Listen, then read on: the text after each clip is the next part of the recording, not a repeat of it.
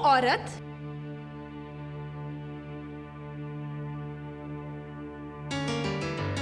मेरी मां है। और भाभी मां? ये औरत मेरी मां के समान है। मुझे असली और नकली मां को जानने में कोई इंटरेस्ट नहीं है। अपने बाप का नाम बता लड़की। मैं तुम्हारे तीसरे सवाल पर ही आ रही हूँ राहुल। चंद्रिका, बेटी मैं तुम्हारे आगे हाथ जोड़ती हूँ, अपने पिता का नाम मत बताना। मैं तुम्हें वार्निंग देता हूँ, अगर तुम जिंदा रहना चाहती हो तो अपने बाप का नाम बताओ। वेल मिस्टर राहुल, मेरे बाप का नाम बता के मुझे तो कोई फर्क नहीं पड़ेगा, मगर शायद तुम जीने के काबिल नहीं रहोगे। मेरे बाप का नाम जानना चाहते हो ना? अपने बाप का नाम याद कर लो। चंद्रिका। यस मिस्टर राहुल, तुम्हारे बाप का जो नाम है मेरे बाप का भी वही नाम है, सुनील प्रसाद सोमानी। क्या?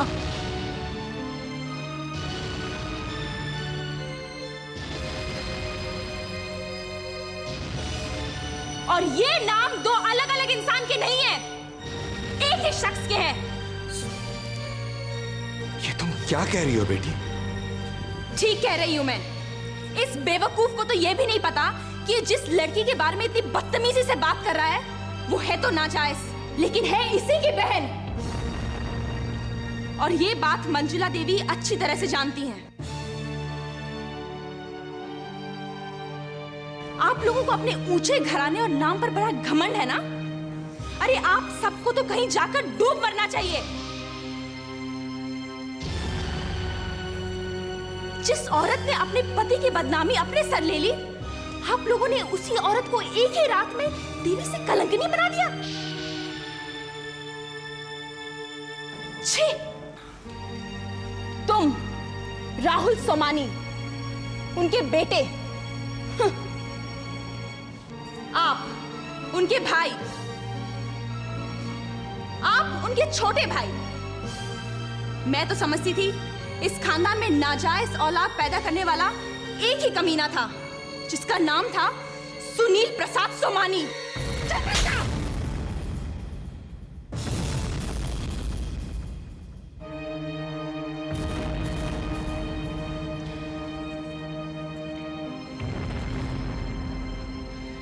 ये लोग आपके साथ खड़े होकर बात करने लायक नहीं है। इन्हें मुंह लगाकर कोई फायदा नहीं है। आइए मैं आपको आपके कमरे तक छोड़ देती हूँ।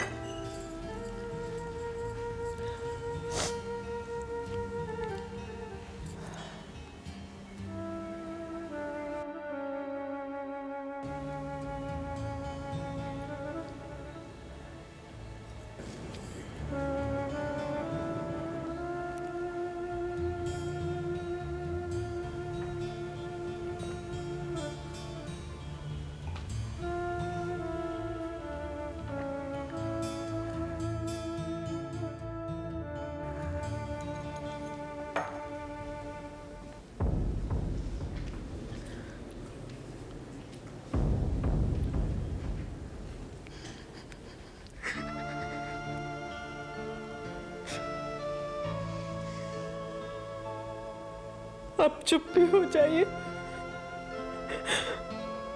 हालात ही ऐसे थे, सब लोग उल्टा ही सोच रहे थे ना। इसी बात का तो अफसोस है राधिका। सबकी बात छोड़ो, मेरी अक्ल पर ये पत्थर कैसे पड़ गए थे? भाभी मां पर मैंने शक किया। ऐसा पाप कैसे हो गया मुझसे? इसके लिए भगवान तो क्या, मैं खुद अपने आप को माफ नहीं कर सकूंगा। ऐसा अपराध मुझसे हुआ कैसे राधिका? अब चुप भी हो जाइए। कब तक आंसू बहाते रहेंगे? तब तक राधिका, जब तक इन आंसुओं में डूबकर मैं मर नहीं जाता। हे भगवान, ऐसा अपराध करने से पहले मुझे उठा क्यों नहीं लिया? नहीं,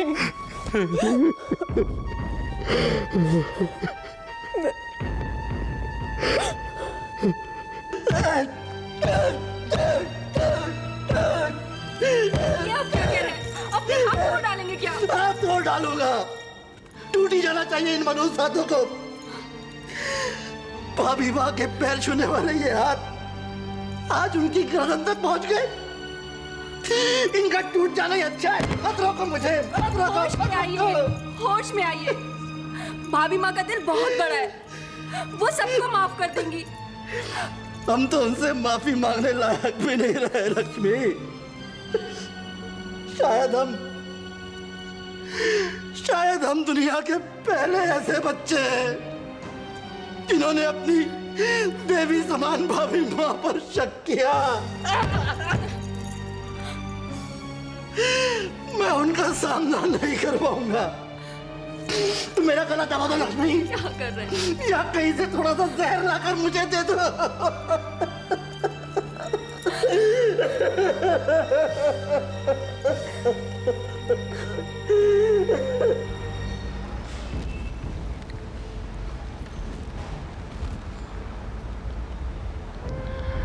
राहुल, मम्मी जी के दामन से इतना बड़ा दाग हट गया। अब तो तुम शांत हो जाओ। सुषमा, क्या तुम भी वही सोच रही हो जो घर के सारे लोग सोच रहे हैं? आज नहीं तो कल घर के सारे लोग खुश हो जाएंगे इस बात को सोचकर कि उनकी देवी जैसी भाभी माँ के माथे पे जो कलंक का टीका लगा था वो मिट गया। लेकिन मेरे लिए क्या बदला सुषमा? क्यों? पहले मेरी माँ बदनाम हुई और अब बाप। कितना बदनसीब हूं मैं कि मुझे इस बदनामी के साए में जिंदगी भर जीना पड़ेगा। जिंदगी भर। नहीं राहुल,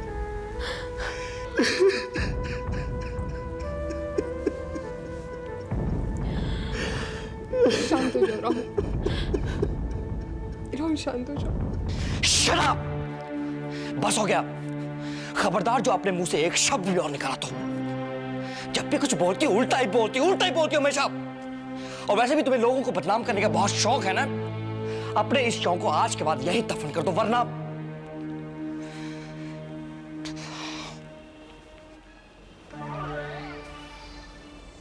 मैं तो अपने इस शौक को दफन कर दूंगी सुरेंद्र, लेकिन अब तुम्हारे बड़े पापा की जो बदनामी होगी ना, उसे तुम लोग कितना और कैसे दफन करते हो, ये मैं जरूर देखना चाहूंगी।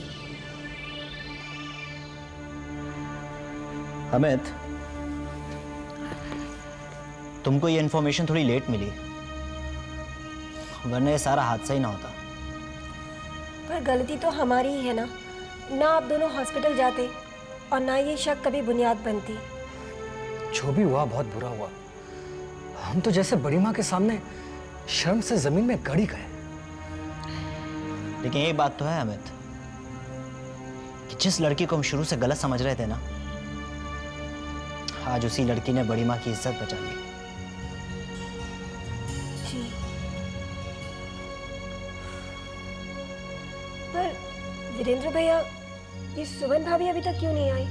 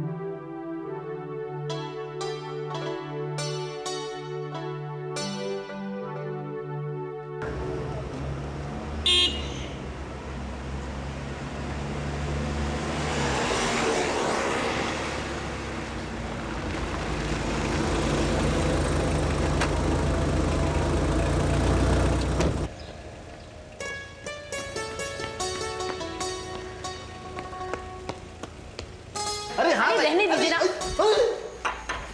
पापा। अरे सुमन बेटा तुम? पापा पापा भगवान ने मेरी प्रार्थना सुन ली। कैसे प्रार्थना सुमन? भाभी भाभी बड़ी माँ पर जो दाग लगा है ना वो धुल गया। पापा वो लड़की है ना चंद्रिका, वो बड़ी माँ की बेटी नहीं है। सच्चाई कभी हारती नहीं सुमन, ये एक बार फिर साबित हो गया। और एक बात और साबित हो गई कि हमारी सुमन का विश्वास हमेशा सही साबित होता है। अरे इसे तो शुरू से ही भाभी माँ पर अटूट विश्वास था। हाँ बेटा, गलती तो इंसानों से ही होती है, भगवान तो हमेशा सही होते हैं। चलो जो हुआ अच्छा ही हुआ, क्यों मनोहर लाल जी? अरे हाँ बिल्कुल सही कह रहे हो जीजा जी। आदमी को दिल सुसरो चाहे कितना ही अच्छा हो, पर कभी कभी भटक जाए, और भटक का जाए दुनिया भटका दे।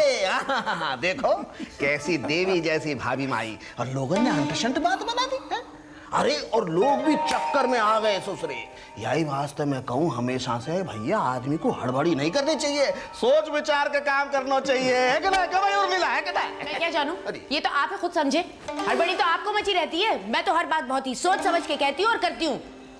अरे ऊपर कहाँ जा रही? मामा जी लगता है कि अकेले में आपसे कमरे में बात करना चाह रही हैं। अच्छा, और मामला काफी गर्म है। अरे यार तो जाना तो पड़ेगा। बिल्कुल कोई बात ना है, आगे भी यारी लाल है, वही रक्षा करेंगे। जय हो। जाइए और मिला, और मिला।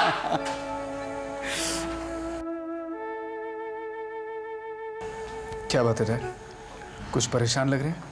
नहीं बेटा परेशान नहीं हो, बस सोच रहा था कि सुख के बाद दुख, दुख के बाद सुख, ये सब तो चलता ही रहता है। हाँ पापा, आपने बिल्कुल ठीक कहा। आज सुमन ने हमें अच्छी खबर दी है, लगता है इसके सारे टेंशन्स खत्म हो गए हैं। खत्म तो नहीं हुए हैं भाभी, पता नहीं इसका असर हमारे परिवार पर कितना और कहाँ तक होगा। बस जीत हुई है तो विश्वास की।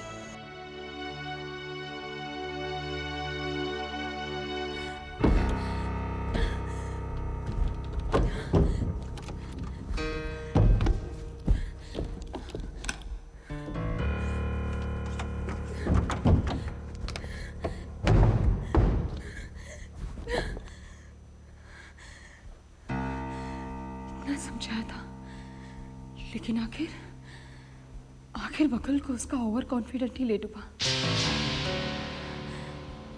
तो इस आदमी को पहचान नहीं पाई सुजाता, पहचान नहीं पाई।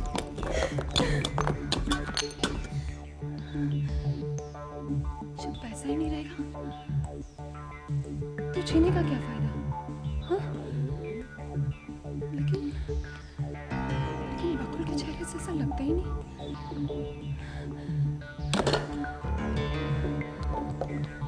मैंने प्रिया के साथ चाल चली और अब लगता है ऐसे ही चाल बकुल मेरे साथ चलने वाला है। लेकिन वो क्या समझता है, सब कुछ उल्टा कर मैं उसकी नौकरानी बनकर रहूंगी? नहीं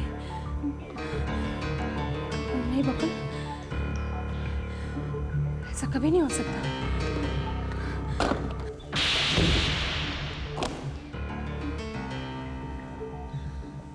नहीं बकुल,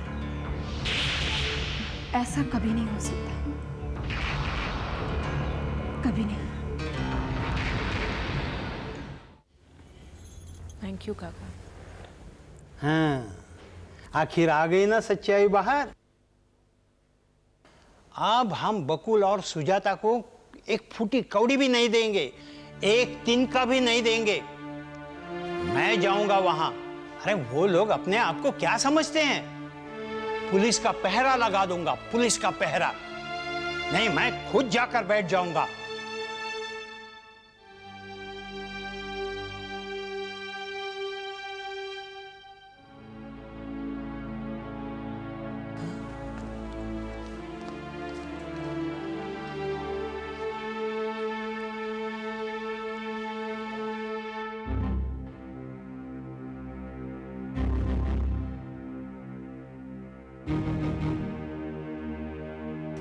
देखो माँ, तुम कुछ भी नहीं बोलोगी क्योंकि तुम बीमार हो और ना ही तुम अपना घिसा पीटा रिकॉर्ड बजाओगी जो मैं पिछले 22 साल से सुनती आई हूं।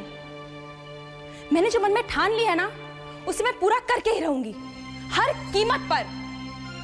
फिर इससे किसी को खुशी मिले या गम, इसकी मुझे कोई परवाह नहीं, क्योंकि मुझे परवाह है तो सिर्फ तुम्हारी और तुम्हारे हक की।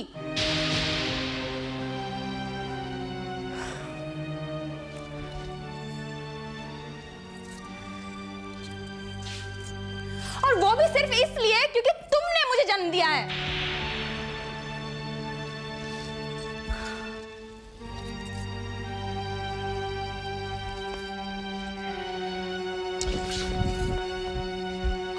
तुम मेरी बात समझ रही हो या नहीं?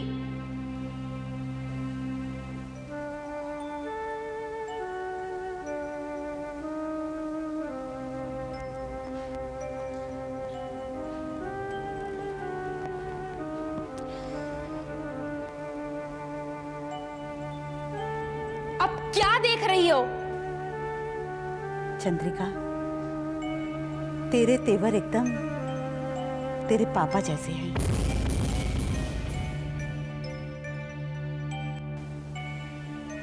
नाम मत लेना उस इंसान का मेरे सामने, और ना ही मंजुला देवी की चिंता करने की जरूरत है।